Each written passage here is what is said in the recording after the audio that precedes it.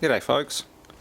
Well, I figure regardless of whether or not this actually works, I'll just do a video on how to mod a PlayStation, or sorry, not a PlayStation, Xbox 360 to use an ATX power supply. PlayStations have it built in, but this is externally powered with a 12 volt and 5 volt power brick. I didn't even get the power brick with this trash find Xbox. I don't even know if it works. It was just a scrapyard find, so I do have the cable for it though. I've got the AV leads and the mains cable with the power brick cut off it. So once you split it apart, you've got ground, 12 volt, which is yellow, and red, 5 volt, and blue is power on signal, just like an ATX power on. And from what I understand, I can connect it to the ATX power on, which is the green wire, and it should work. These things work just like a computer. I believe a friend of mine was involved in some alpha testing for the Xbox, the original Xbox, and his Xbox alpha testing chassis was just a desktop PC essentially. So it's PC architecture compressed down into a smaller package essentially. Yeah, I don't remember much of it. It was a long time ago, but I remember him talking about and showing me this desktop PC with a fancy interface and controllers. And he said it was something to do with testing for Xbox, Microsoft Xbox. And this is the newer generation of it. Obviously there's a newer one coming again, and same with the PS3. That's an early PS3 that we'll look at later. But for now, I just want to see if this 360 powers up.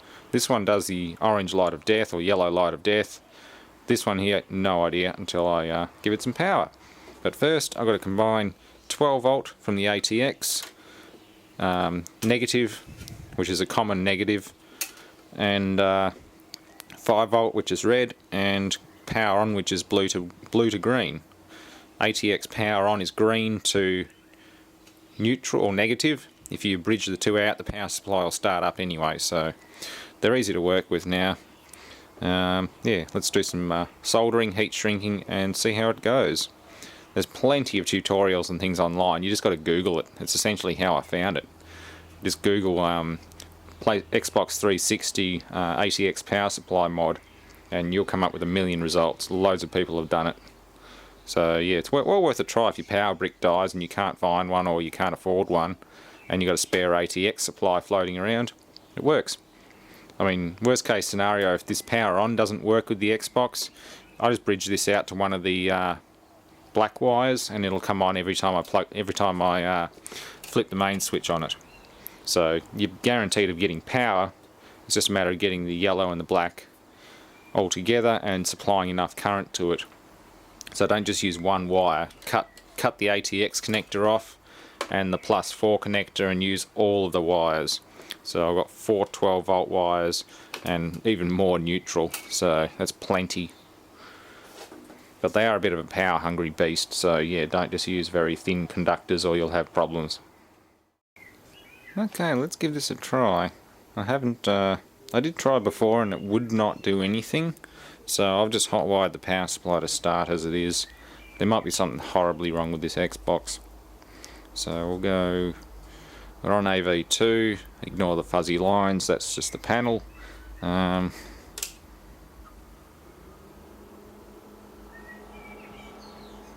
sounds like the fan's labouring. It's normally a lot noisier than that, or faster.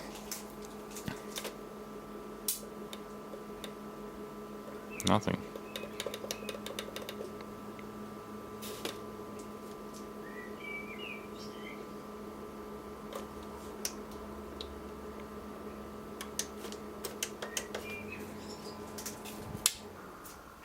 Interesting. Well, we've got 5 volt, 12 volt, and ground, neutral. Interesting. I think there's something even more wrong with this. Ooh, something smells wrong with this. Not the power supply. Ooh, I think this Xbox is dead. Something's burning in there. That not be good. I thought the power supply sounded like it was under a bit of labour. Oh yeah, something's burning. Well, I think it's dead, Jim. Yeah, no, I've checked quite a few things on the web just recently, and there's something horribly wrong with this Xbox. Everything else is working fine, like all my wiring and everything's fine. It's just suffered a serious failure inside, maybe a power surge or something. Because just with the way the power supply sounds, it's pulling a lot of current. I mean a lot.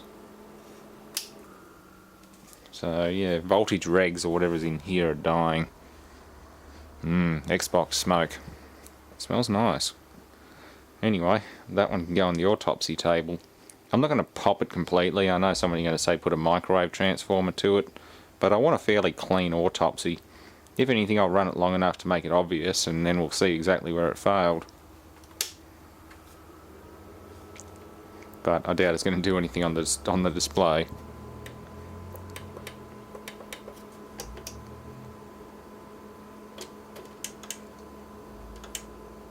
Being this dead, it's probably got a disc stuck in it too.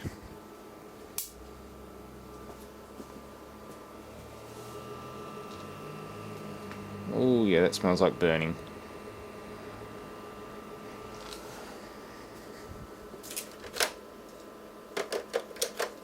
Might as well leave that out. But yeah, it's 12.5 and neutral, ground, sorry. Negative DC, and that's normally the power on.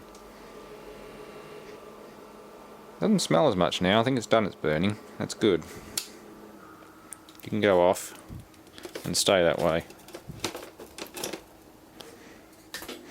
So yeah, there you have it. Well, the power supply idea works, just the Xbox doesn't. I guess that's why it was in the rubbish bin. And I do get a good SATA hard drive out of it. Nice. So there you go. 2 dead consoles for autopsy. I guess I could plug this one in to show you what it does, but it's not much.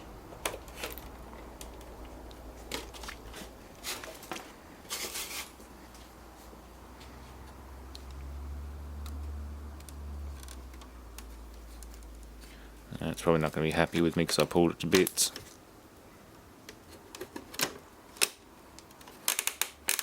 No. Don't try and operate it whilst it's in pieces.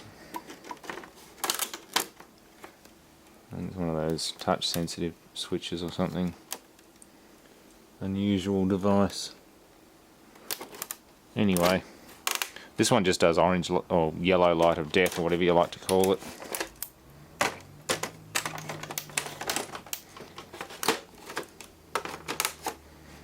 Anyway, dead consoles, good fun. Hope everyone has a nice afternoon, has a bit of fun with some electronic equipment, and stays tuned for more equipment autopsies and more fun, because that one's definitely coming apart. That one there, definitely coming apart. Because, sneak peek, it's full of dirt. More than likely a BGA, GPU, CPU reflow, as a few people pointed out. This was sent in by this guy here on YouTube, Maxivoy FM3A. He was nice enough to scavenge this from his neighbour's rubbish pile. It had been sitting outside for a few months, so there's green oxide and crap in all the connectors. Probably not worth salvaging, but who cares? Well, at least pull it apart. That was the whole idea behind it. So yeah, there you go. That's how you can make up a Xbox 360 power pack out of an old ATX, but make sure your Xbox is working before you do that, because this one wasn't so successful, and it wasn't the power supply that did it. As long as you get the colour coding right and your power on, you should be right. But no, that one didn't work. Either way, look it up on Google. It's really easy. There's plenty of tutorials on it. Thanks for watching.